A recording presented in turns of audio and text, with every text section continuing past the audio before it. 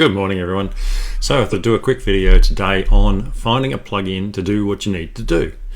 It's one of those things with WordPress, you can pretty well insert a plugin to do anything in the world that you want to achieve. So it doesn't matter whether it's landing pages, integrating MailChimp, whatever it is, there's probably a plugin for it. But the trick is to work out which plugin is going to work for you and how to actually implement it properly, because sometimes they require coders, and sometimes they're free and sometimes they're pro, which means you've got to pay.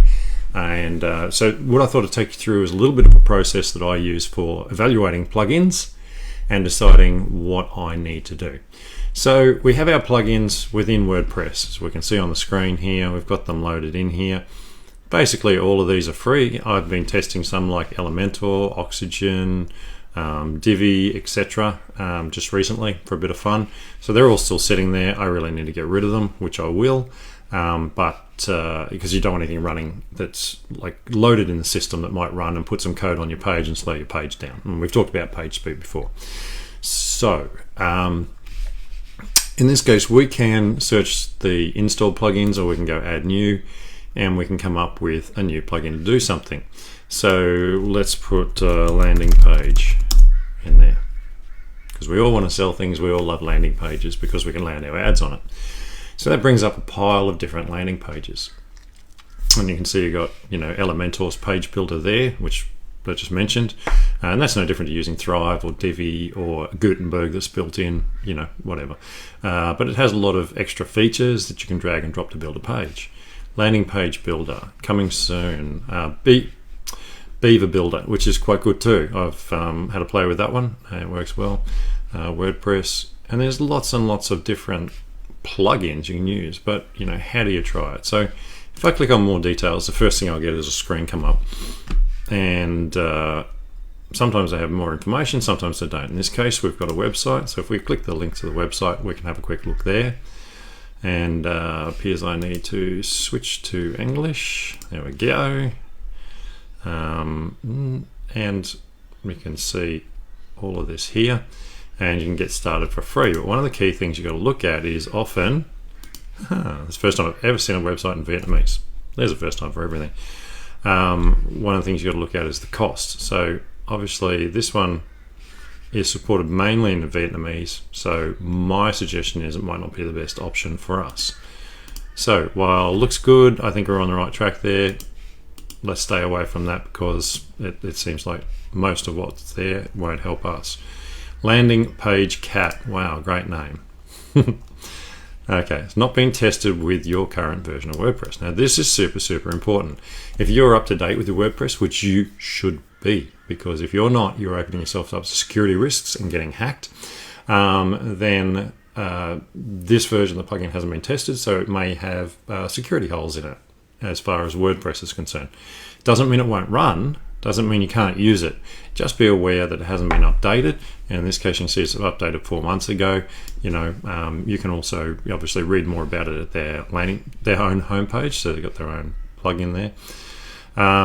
Demo video includes some premium features, so there's a clue first of all that this is a free version, but there is an upgrade to a premium, and you're probably going to have to buy the premium if you're going to use it. What I like doing is having a quick look at the screenshots. So yep, look, these are just simple landing pages. Have a look at the installation. Yep, okay, standard installation.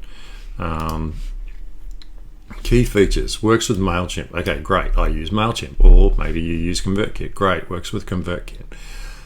Introduce powerful, let's use one of 3 gorgeous images.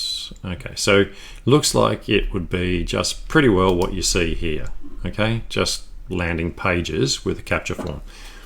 Not necessarily what I'm after, maybe it is. Now, I've got a couple of options. I can install now and try it and then uninstall it. I can go here and just check out the premium version and work out, $29 to buy the premium version. So we come back here, we might find a little bit more about it.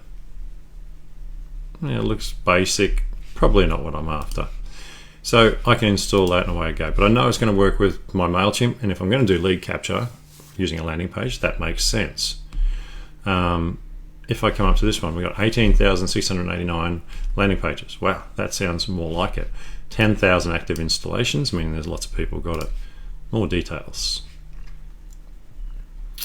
Drag and drop, opt-ins, opt-in forms, visual page editor, tons of widgets. Okay, any screenshots? Oh, okay, there's a little live one that moves. We can see how that edits up. Okay. Yeah, look, there's a good range of really nice clean designs with, you know, lead capture forms and everything. So, okay, looking at that one quickly, I go, yeah, this is more what I'm looking for. I want a range of landing page options available to me. So I can go install now. Remember, the good thing about most plugins, when you can see there's a lot of installations and it was recently updated, is that you know, you've got plenty of backup and you can always remove it if it's a problem. As I said, when you're updating your site, you should also look at doing a backup. Sometimes if you're putting plugins in, it might be worth doing a backup before you put a plugin in. No thank you, not at this stage. Okay, page builder, add a new. So these are videos here. So landing pages, we've got no landing pages. So let's go add new landing page. Remember, you need to try the plugin. I mean, just because it smells good doesn't mean it is good. Okay, the pictures don't always say a lot. Open editor.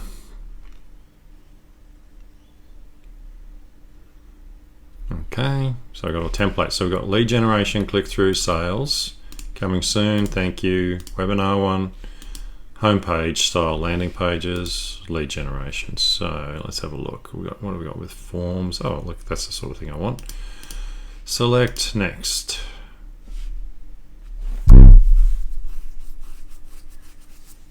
Okay, now let's try it and see if it works. Great. So a little bit of code there. Oh, got lots of code there. Styling. You can type what you want here. Like this, and you can do all sorts of things. So I'm clicking different spaces. If I click over here, that panel comes up and goes down. One of the key things I like to look at is how this section works. Whenever you're doing lead capture, you really want to know how the form works. So we've got integrations here.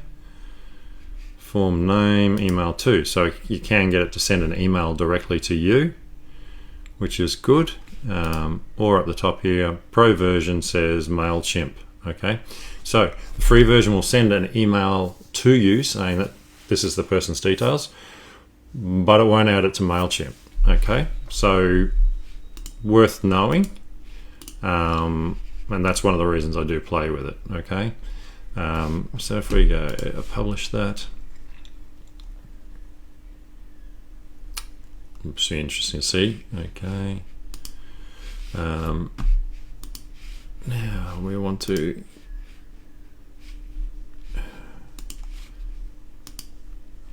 go back to. Now here we go. Here's our first issue. How do we get back? Aha, close editor. It's given it a name. Landing page 1. Update. Now you'll notice it doesn't look like a normal page. We've got this stuff up the top. It's kind of overlaying, so it is doing some interesting things. But that's normal JavaScript. You can get that. Leave site. Yes, I want to leave site. There's our landing page 1, and so I can click view. It should take me to my landing page for me to see it. Okay, and there's my landing page. Okay, so does it look like it looked on the screen? A little different. I'm pretty sure it had a dark background, but anyway. So this is the really important part about using plugins, is you got to test them, okay? Because they may look good when you look at the shots or the videos of them, but when you go to physically use them, you find all these little glitches. Some are caused by the browser, so Chrome could be causing that issue where we had the bar up the top. You know, all those different things will affect what you can do. So if I click on this one and I go back into edit landing page panel,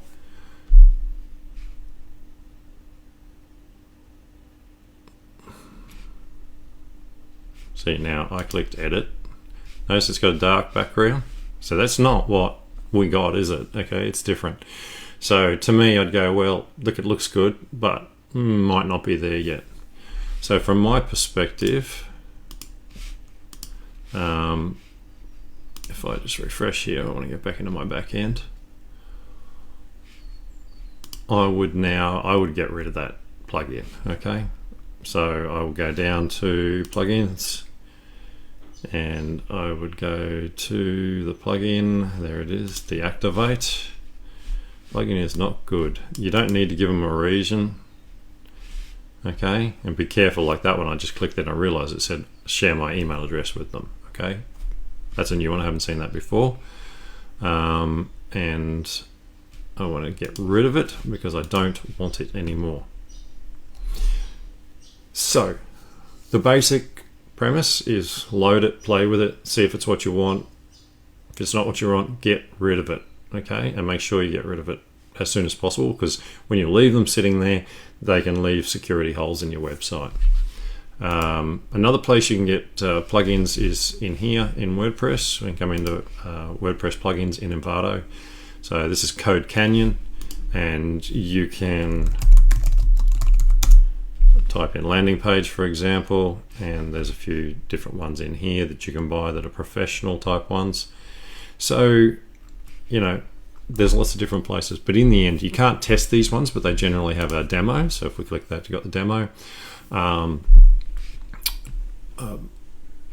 My thoughts are to, you know, really do try them before you buy them, because otherwise you spend lots of money getting stuff that's actually really useless. And there's a lot of cheap, nasty plugins around. So I hope this helps you choose a plugin. As I said, it's a case of find something that looks good, try it out. If it's not what you want, get rid of it and keep looking. Don't choose a half-assed plugin, okay? It's going to break your website. The other thing that we didn't even look at was the fact that once we got the plugin installed, we need to look at the rest of our website and make sure that everything's still working. For example, the contact form. There may be code in the plugin that breaks your contact form on your web page, and I've seen this before. So be super careful to double check, and that's one of the reasons why I remove a plugin if it's not the right one, is you don't know what it's doing in the background to your website. You got all this code everywhere, and it can have a detrimental effect. Anyway, catch you in the next video.